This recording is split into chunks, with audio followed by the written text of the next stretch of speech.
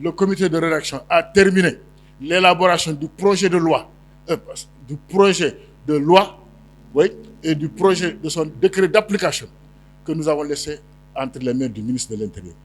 À lui maintenant de prendre en charge, soit d'organiser un séminaire résidentiel regroupant l'ensemble des acteurs pour sa validation et ensuite déposer sur la table du président de la République pour en faire un projet de loi qui devra être déposé au niveau du Parlement pour sa légifération. C'est ça qui reste. Et c'est pour ça que nous interpellons le ministre de l'Intérieur.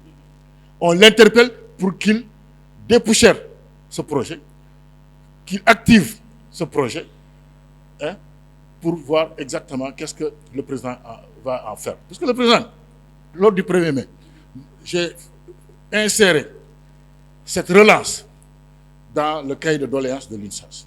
Et le secrétaire général Mademba Sock l'avait posé au président. Et le président, dans sa réponse, a dit, pour ce qui concerne la sécurité privée, nous en prenons note et nous reviendrons sur les dispositions pour voir comment finaliser. Depuis, on attend. De 2019 à aujourd'hui, après cette mission, qu'est-ce qui retarde? Qu'est-ce qui fait que le ministre de l'Intérieur ne s'active pas? Alors, il n'a qu'à reprendre le dossier à bras le corps et aller vers une validation et après déposer sur la table du président de l'Assemblée. Parce qu'une fois cette convention adoptée, comme ces réformes adoptées, comme la convention, il y aura une autorité de régulation qui sera l'interface entre le ministre de l'Intérieur et le secteur de la sécurité privée au Sénégal.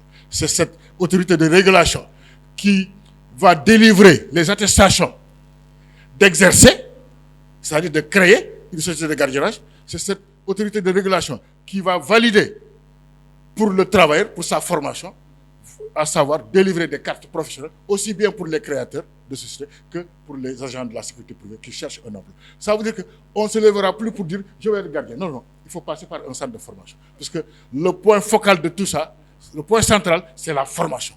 Il y aura un centre de formation professionnelle qui va organiser la sécurité privée au Sénégal, avec tous ces rudiments et tous ces mécanismes pour répondre aux normes internationales. Car vous savez, le monde aujourd'hui est agressé par cette insécurité.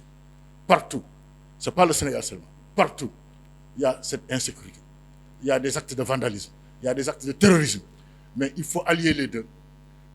Les États ont comme fonction régalienne de veiller à la sécurité des personnes et des biens.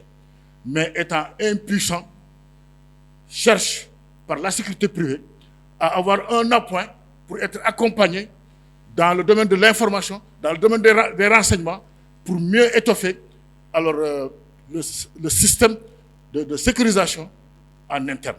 C'est sur ce plan que nous interpellons le ministre de l'Intérieur pour qu'il s'active rapidement pour que le secteur de la sécurité privée puisse être, comment dirais-je, puisse véritablement jouer son rôle dans l'émergence de ce pays.